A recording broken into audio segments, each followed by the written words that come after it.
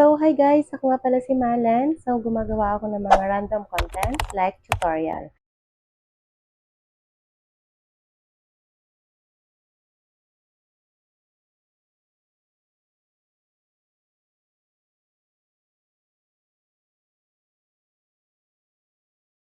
So, may na-receive akong message kahapon guys na tatanong paano magbayad ng pag-ibig through GCash. So, ito na guys, i-share ko ang aking screen. So, una, punta tayo sa GCash. After that guys, pupunta tayo ngayon sa bills. Then, punta tayo sa government. Then, hanapin mo guys yung pag-ibig. Yan. Pag-ibig. Kung employer ka guys, yan pipiliin mong pag-ibig employer. Kung OFW ka naman, yan guys.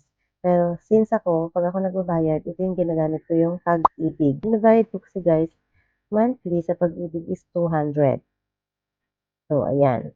Then, pindutin mo yung type. So, ang type ng ating babayaran ay, yan. Kung ikaw ay may calamity loan, housing loan, yan, ganyan. So, ako, ang babayaran ko ngayon guys ay membership contribution, yung monthly.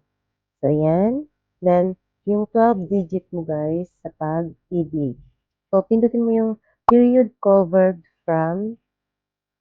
So, yan guys, ay halimbawa, babayaran ko yung March. March 1. Ang buong covered nun ay buong March. So, March 30, 31. So, ayan. Yung period covered ko guys is March. Buong March yan, ibig sabihin. So, email address, enter mo siya. Ayan, basahin mo ngayon sa taas. Posting period niya guys is within 3 days. Mapopost siya dun sa pag-ibig account mo. So, check mo lang guys yung pag-ibig account mo sa yung portal.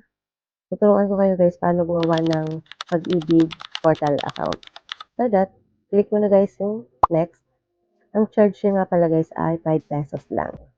Kung sure ka na, click confirm. So, ayan. Check mo na yung email mo. So, ayan lang guys. So, don't forget guys to click like, subscribe sa aking YouTube channel at comment na rin kayo guys kung nakatulong sa inyo itong video na to. So, bye-bye!